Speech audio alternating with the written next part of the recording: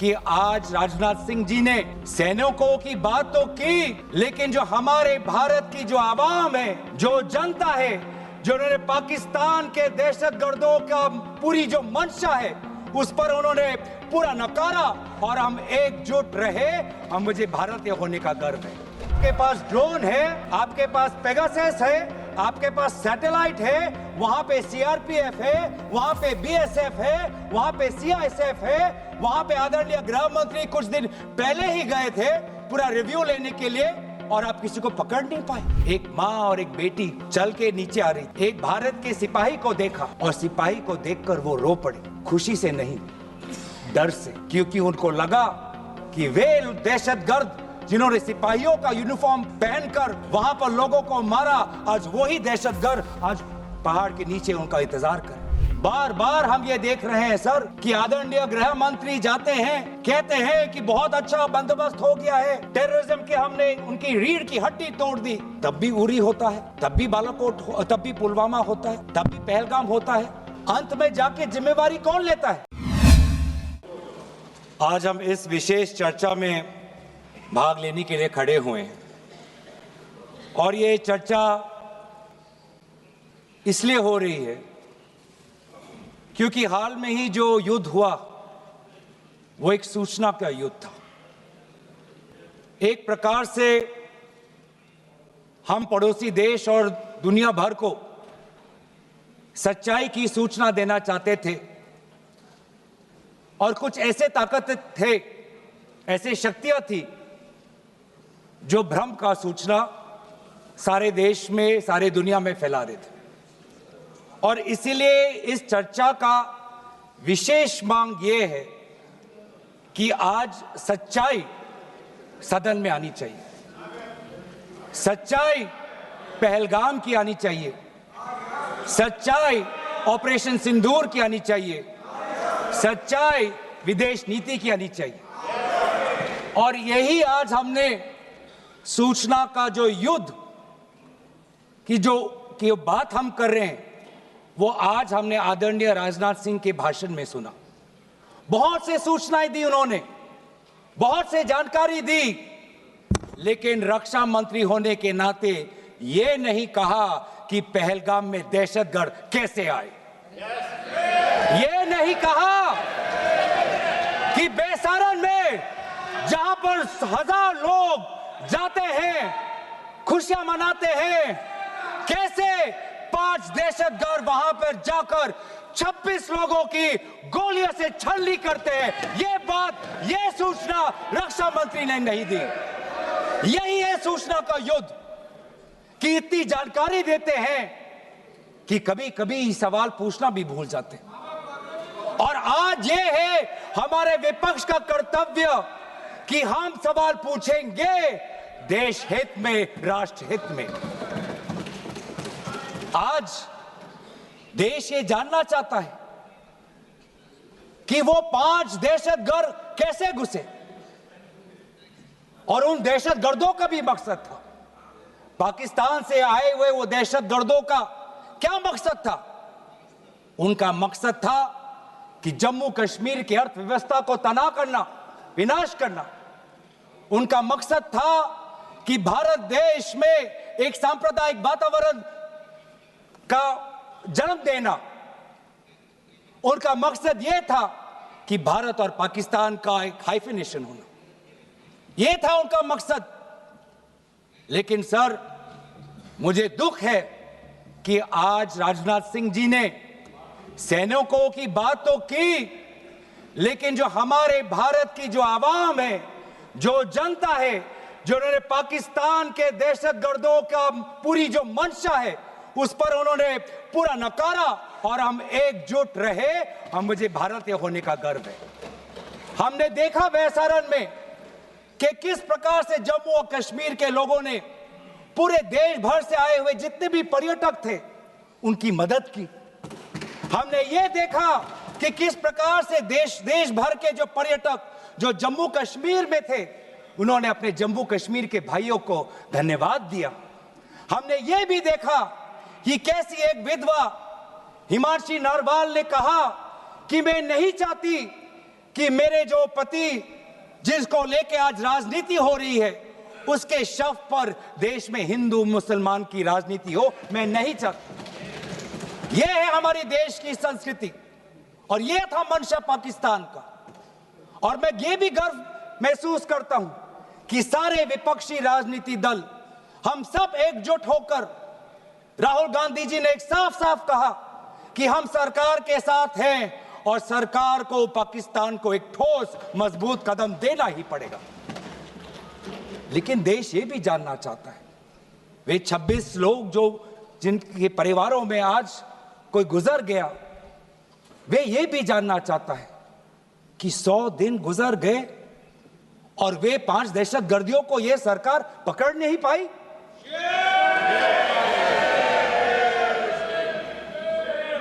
देश के वो लोग ये भी जानना चाहते हैं कि ये जो 5 दहशतगर्दे थे, दहशतगर्दी जो आए टेररिस्ट, निश्चय इनको किसी ने पनाह दी, निश्चय इनको किसी ने जानकारी दी, निश्चय ये पूरा जो 1 घंटा का जो उन्होंने गोला बारूदी की, उसके बाद ये फरार हो गए, उनको फरार होने में भी किसी ने उनकी मदद की। और आज भी ये 100 दिन हो गए और सरकार के पास कोई जवाब नहीं।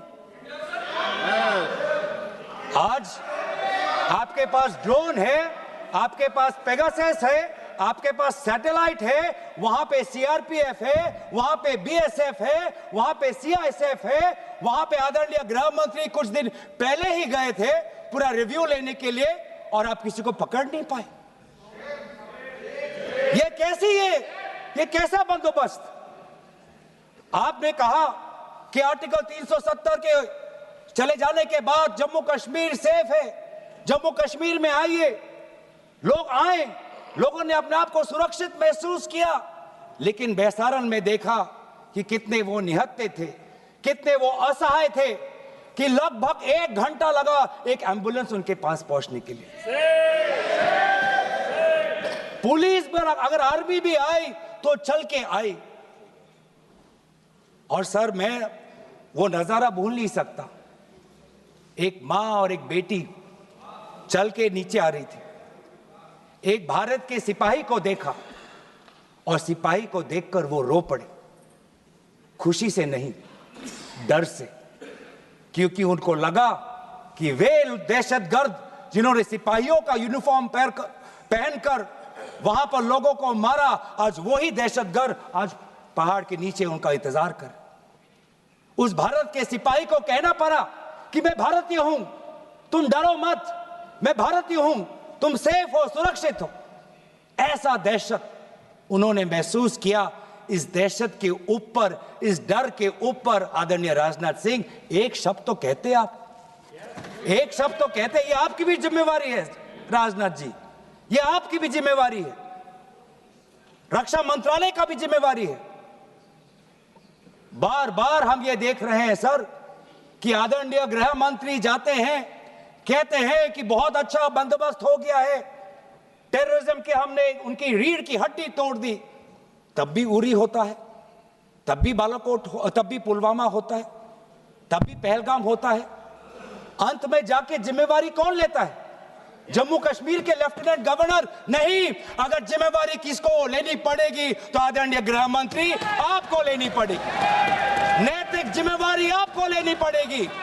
आप लेफ्टिनेंट गवर्नर के पीछे नहीं छुप सकते, आप लेफ्टिनेंट गवर्नर के पीछे ये केंद्र सरकार नहीं छुप सकती, क्योंकि गृह मंत्री खुद वहां पे थे कुछ ही हफ्ते पहले, खुद उन्होंने सिक्योरिटी का रिव्यू लिया कि आपके पास जानकारी नहीं थी।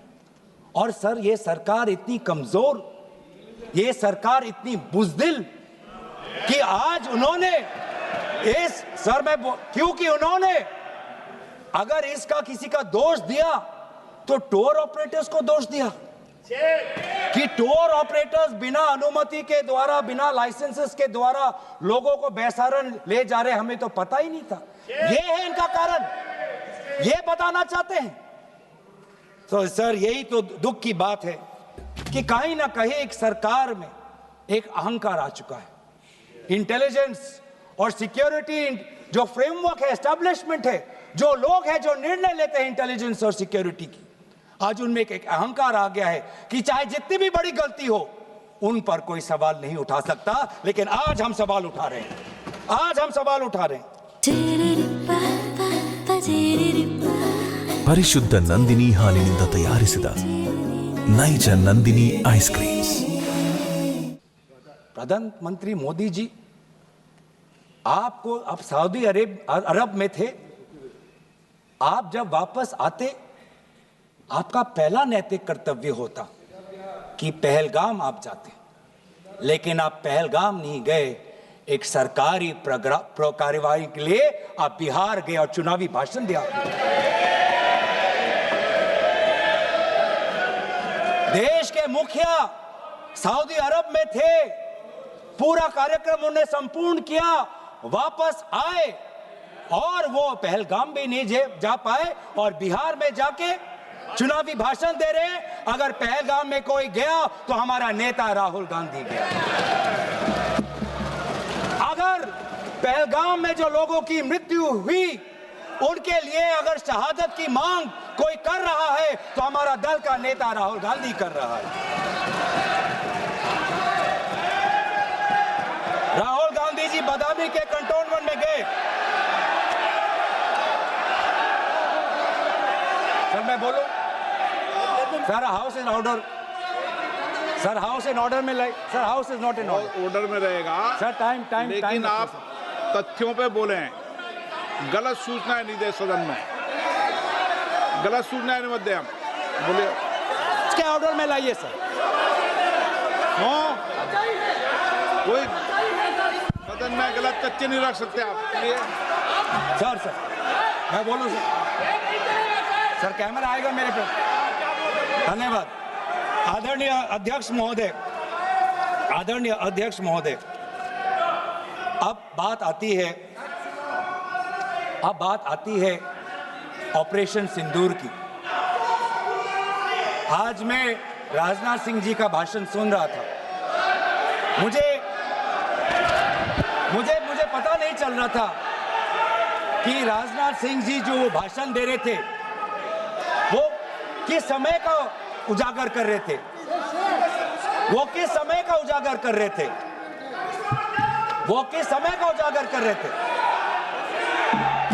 क्या वो 2016 के बाद क्या उन्होंने ये नहीं कहा कि हम घुस के मारेंगे और पाकिस्तान को आज वो उनका जो भी टेररिस्ट इंफ्रास्ट्रक्चर है उसको खत्म कर देंगे?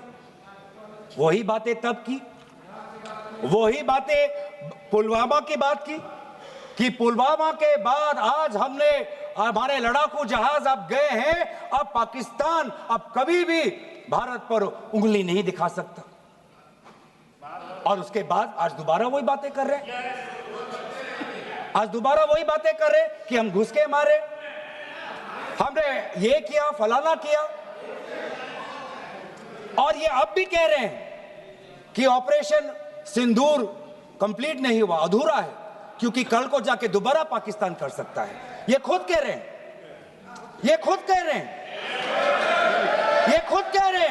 कि इसके पश्चात भी पाकिस्तान कल को जाके कर सकता है। तो ये कैसा, ये जो सफल कैसे हुआ? फिर क्या सफल हुआ? आज ये खुद कह रहे हैं कि हमारा मकसद युद्ध का नहीं था। हम पूछना चाहते क्यों नहीं था, होना चाहिए था। आज उन्होंने खुद कहा कि हमारा मकसद जमीन लेने का नहीं था। क्यों नहीं था? पाकिस्तान ऑक्यूपाइड कश्मीर अगर आज नहीं लेंगे तो कब लेंगे? ये उन्होंने खुद कहा कि हमारा मकसद था टेररिस्ट के इंफ्रास्ट्रक्चर पर आक्रमण करना। तो क्या हमने उरी के समय नहीं किया? क्या हमने पुलवामा के समय नहीं किया? लेकिन उसके पश्चात भी पाकिस्तान का इतना साहस कि आज उन्होंने पहलगाम में जो पिछले 20 वर्षों में हमारे भारतीय नागरिकों पर सबसे दर्दनाक अगर हमला हुआ है तो आपके समय पे हुआ है।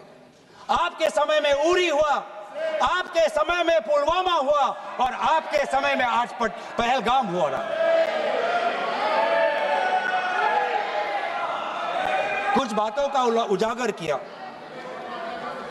कुछ किताबों का भी उजागर किया। ये नई प्रक्रिया है सर, हर चर्चा में आदरणीय भाजपा के नेता एक किताब उठा लेते हैं, जानकारी दे रहे थे, हमें नहीं सर, ब्लूमबर्ग को। क्या जानकारी दिया, मैं पूरा पढ़ लेता हूं without editing. What is important, क्या जरूरी, हिंदी में अनुवाद करने की कोशिश भी करता हूं, मत करो। क्या ये जरूरी नहीं कि जेट गिरे, पर क्यों गिरे, क्या गलतियां हुई, वो महत्वपूर्ण है, संख्या महत्वपूर्ण नहीं सर। 35 ही राफेल है देश में, 35 ही राफेल है, अगर उनमें से कुछ गिरे भी तो देखिए सर, मुझे तो लगता है कि बहुत बड़ी क्षति हुई।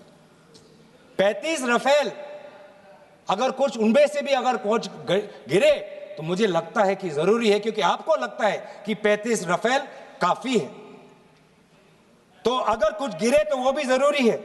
और उन्होंने उसके बाद ये कहा कि ये बात अच्छी है कि हमने अपनी गलतियां को समझा, उसको सुधरा, और 2 दिन बाद हमने अपने जेट को उड़ाए और दूर से हमने आक्रमण किया। सर ये मैं थोड़ी जानकारी चाहूंगा।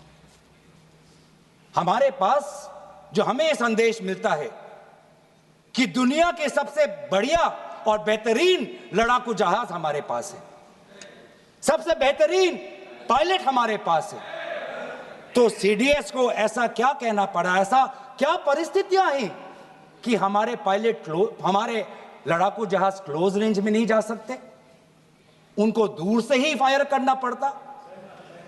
ये क्या है, ये क्या पाबंदी है, ऐसी ये क्या पाबंदी है कि सीडीएस को ये कह रहे हैं कि हमारे लड़ाकू जहाज ने पहले दिन गलतियां की, गलतियां हमने सुधारी और दूर से हमने आक्रमण किया। क्या हम पास से नहीं कर सकते? ये जानकारी हमें दे। हम ये जानना चाहते हैं कि lieutenant general Rahul R Singh ने सदन के अंदर नहीं, सांसदों को नहीं, राजनीतिक दलों के फ्लोर लीडर्स को नहीं, फिक्की में जाके कहा, क्या कहा उसका भी मैं हिंदी में अनुवाद करता हूं कि पाकिस्तान तो सिर्फ फ्रंट पे था और पाकिस्तान के पीछे चाइना उनके पूरी तरीके से समर्थन कर रहा है। ऐसी कोई आश्चर्य की बात नहीं होनी चाहिए, क्योंकि पिछले 5 वर्षों में लगभग 80% मिलिट्री हार्डवेयर पाकिस्तान को सब पूरा चाइना से मिल रहा है। तो सर मैं आज पूछना चाहूंगा आदरणीय राजनाथ सिंह जी से, जो सरकार चीन को लाल आंख दिखाने की बात करती है, एक बार भी आपने चीन का उजागर अपने भाषण में क्यों नहीं किया? आर्मी कर रही है, आर्मी के कह रही है, आर्मी कहती है कि आज कि सिर्फ चीन और पाकिस्तान का ये 2 फ्रंट नहीं, अब 3 फ्रंट का भी हो सकता है, कन्वर्जेंस हो सकता है चीन, पाकिस्तान और बांग्लादेश को लेकर। लेकिन मैं सरकार को याद दिलाना चाहूंगा कि ये जो 2 फ्रंट की जो बात थी, इस बात की शुरुआत किसने की थी? इस बात की चेतावनी किसने दी थी? इस बात की चेतावनी इसी सदन में हमारे दल के नेता राहुल गांधी जी ने दी थी। और यही हम जानना चाहते हैं, यही हम जानना चाहते हैं कि आज जो युद्ध हुआ, इसमें पाकिस्तान को चीन से कितना समर्थन मिल रहा है। हम सेना से नहीं, आज हम आदरणीय राजनाथ सिंह जी से और प्रधानमंत्री मोदी जी से जानना चाहते हैं।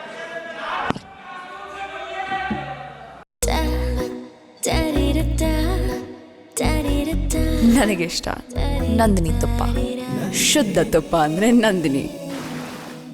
और सर इंडोनेशिया में जो डिफेंस अटैचे है, उसने तो ताज्जुब की बात कह दी। उसने क्या कहा sir? India defence attache group captain Shiv Kumar ने, हिंदी में दोबारा अनुवाद करता हूं, कि भारत ने लड़ाकू जहाज खोए तो खोए इसलिए क्योंकि कुछ मिलिट्री टारगेट्स पर आक्रमण करने पर पाबंदी थी। क्यों? क्या पाबंदी थी? ऐसे क्या ये राजनीतिक कंस्ट्रेंट्स थे?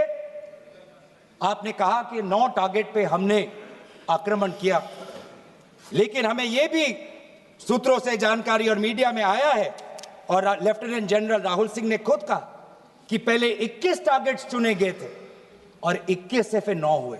क्यों हुए? आज मैं ये जानना चाहता हूं कि पिछले 20 वर्ष में सबसे घातक आक्रमण हमारे महिलाओं पर हुआ, हमारे बच्चों पर हुआ, भारत के आत्मा पर हुई। हमने सब ने वो दहशत को अनुभव किया, हम सब एकजुट हुए, हमने पूरी तरीके से समर्थन प्रधानमंत्री मोदी जी को दी कि अब जाइए। और ऐसा एक माहौल बन चुका था कि देश किसी भी कीमत चुकाने के लिए तैयार था। पूरा देश प्रधानमंत्री मोदी जी के साथ था, विपक्ष प्रधानमंत्री मोदी जी के साथ था। और अचानक 10 मई के दिन पे हमारे राष्ट्रदूत कहते हैं कि हम पाकिस्तान पर हमला करेंगे और शाम के 10 मई को सूचना आती है कि पाकिस्तान के साथ अब युद्ध पर हम परिणाम दे रहे हैं, सीज फायर हो गया। क्यों हुआ? हम आदरणीय प्रधानमंत्री मोदी जी से जानना चाहते थे, अगर पाकिस्तान वाकई में अपने घुटने टिकने के लिए तैयार था तो आपने क्यों रुका? आप क्यों रुके और किसके सामने आप झुके? किसके सामने आपने सरेंडर किया? किसके सामने आपने सरेंडर किया? वो अमेरिका के राष्ट्रपति जो 26 बार आज कह चुके हैं कि व्यापार को लेकर उन्होंने भारत और पाकिस्तान को सतर्क किया और दोनों को मजबूर किया कि वो इस जंग को छोड़े। 26 बार। आज राष्ट्रपति ट्रंप खुद कहते हैं कि 5-6 जेट गिरे हैं। एक जेट करोड़ अरब रुपयों का है, मिलियंस एंड मिलियंस का है। इसलिए हम जानना चाहते हैं, आज हमें स्पष्ट रूप से आदरणीय राजनाथ सिंह जी बताएं, देश पर विश्वास करें, देश में वो साहस है सच्चाई सुनने की। आज आप बताएं कितने लड़ाकू जहाज गिरे? हमारे में वो साहस है, क्योंकि ये सूचना, ये सच्चाई सिर्फ देश के नागरिकों के लिए नहीं, ये सूचना, ये सच्चाई हमें देश के जवानों को भी देना है। आज उनसे भी झूठ कहा जा रहा है, उनके बीच में भी भ्रम फैलाया जा रहा है। हम उनकी जो सच्चाई है आज हम सदन के अंदर लाना चाहते हैं। और सर, बात में आती है विदेश नीति की। किस मुंह से हम कहें कि विदेश नीति आज सफल हुआ है? किस मुंह से कहें? ये आदरणीय राजनाथ सिंह जी, शंगीला में जो डायलॉग हुआ, उस डायलॉग में जो ड्राफ्ट जो आया, जिसको भारत सरकार ने नकारा, वो ड्राफ्ट बनाने में हमारे ही कुछ सहयोगी देश थे, जिनका नाम मैं नहीं लेना चाहूंगा। लेकिन ऐसे देश जिसको हम परंपरागत दोस्त हम मानते हैं, ट्रेडिशनल एलाइज मानते हैं, आज उन्होंने भी इंडिया और पाकिस्तान को हाइफिनेट कर दिया। और आप ये शब्दों के खेल से आप खुश हो कि ब्राजील के डॉक्यूमेंट में ये जम्मू कश्मीर का, पाकिस्तान का भी नहीं, ब्राजील के डॉक्यूमेंट में सिर्फ जम्मू कश्मीर में जो दहशतगर्दी हुई उसी की निंदा हुई, पाकिस्तान की निंदा नहीं हुई। पर आप उससे खुश हो? अगर आप उससे खुश हो तो मैं जानना चाहूंगा, जो $1 बिलियन का आर्थिक सहायता IMF ने दिया पाकिस्तान को, उस पर आपको क्या कहना है? हम जानना चाहेंगे, जो ADB एशियन डेवलपमेंट बैंक से 800 मिलियन का आर्थिक सहायता जो मिलेगा पाकिस्तान को, आज भारत उस पर क्या रवैया? वर्ल्ड बैंक का जो $40 मिलियन आ रहा है, और ये पैसा किसको जाएगा सर? पाकिस्तान की नेतृत्व उनकी जनता या उनकी चुनी हुई सरकार नहीं, पाकिस्तान की सरकार का जो रिमोट कंट्रोल है वो पाकिस्तान की सेना के पास है। तो ये सारा पैसा वहीं जाएगा जहां पर हमने मिसाइल गिराई। तो क्या इतना भी हम नहीं कर पाए? क्या इतना भी ताकत नहीं? क्या इतना भी विश्व गुरु में लोगों का विश्वास नहीं, देश अंतर्राष्ट्रीय नेताओं का विश्वास नहीं कि IMF का एड ना जाए पाकिस्तान के पास, वर्ल्ड बैंक का एड ना जाए पाकिस्तान के पास, ADB का एड ना जाए पाकिस्तान के पास? आप में इतना भी ताकत नहीं कि एक देश ने पाकिस्तान को टेरर स्टेट का दर्जा नहीं दिया। एक देश ने आज FATF financial action task force में, जिससे बहुत नियंत्रण पाकिस्तान पे पड़ती थी, आज उससे वो 2022 में निकल आई ग्रे लिस्ट। क्या वो डालेंगे? तो इसीलिए आज हम ये मांग करते हैं कि सरकार अब डरिए मत, सच्चाई से डरिए मत। उस दिन भी देश सरकार के साथ दहशतगर्दी के खिलाफ खड़ा था, विपक्षी दल सरकार के साथ खड़े हैं, और आज भी दहशतगर्दी के खिलाफ सच्चाई के पक्ष में देश और विपक्ष आज सरकार के साथ। आप हमें अपना दुश्मन ना समझे, हम सरकार के दुश्मन नहीं हैं, हम अपने देश के पक्ष में बोल रहे हैं, जवानों के पक्ष में बोल रहे हैं, पर आप हमें कृपया सच्चाई देने का हमें वो सम्मान दीजिए। सच्चाई सुनने का अधिकार हमारा है, और जितने बार आप झूठ और भ्रम फैलाएंगे, हम उतनी बार आपको पूछते जाएंगे कि आपने क्या किया। और इसीलिए आज मैं खड़ा हूं। अपेक्षा बहुत की थी कि पहलगाम का उजागर होगा, आदरणीय गृह मंत्री नैतिक जिम्मेवारी लेंगे, राष्ट्रीय सुरक्षा सलाहकार नैतिक जिम्मेवारी लेंगे, और प्रधानमंत्री मोदी जी कहेंगे क्यों उन्होंने ऑपरेशन सिंदूर, जो अंतिम अंजाम था, हमें तो मीडिया में सुनते हुए ऐसा लगा कि हम कराची में उठेंगे।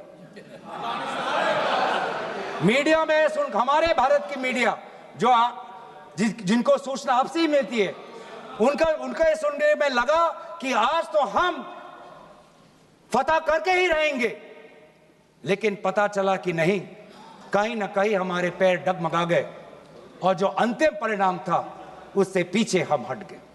हमें पीछे नहीं हटना, हमें आगे बढ़ना है, सच्चाई के साथ, लोकतंत्र के पक्ष में। इन्हीं बातों के साथ मैं अपना पक्ष समाप्त करता हूं। धन्यवाद। जय हिंद। ಮತ್ತಷ್ಟು ವಿಶೇಷ ವಿಡಿಯೋಗಳನ್ನು ನೋಡಲು ಮತ್ತು ಹೊಸ ವಿಡಿಯೋಗಳ ಬಗ್ಗೆ ತಿಳಿಯಲು ಈ ದಿನ .com ಯೂಟ್ಯೂಬ್ ಚಾನೆಲ್ ಸಬ್ಸ್ಕ್ರೈಬ್ ಮಾಡಿ ಮತ್ತು ಬೆಲ್ ಐಕಾನ್ ಕ್ಲಿಕ್ ಮಾಡಿ.